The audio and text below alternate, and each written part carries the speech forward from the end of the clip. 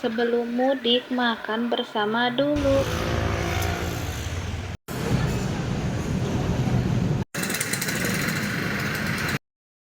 Assalamualaikum, Wilujeng Wengi Baraya. Ini kira-kira jam 11 malam, tiba-tiba Pak suami pulang kerja ngajak keluar malam. Katanya lapar kali-kali mau ngajak makan ngemil di luar. Sebelum mudik katanya mau nyempetin waktu bersama.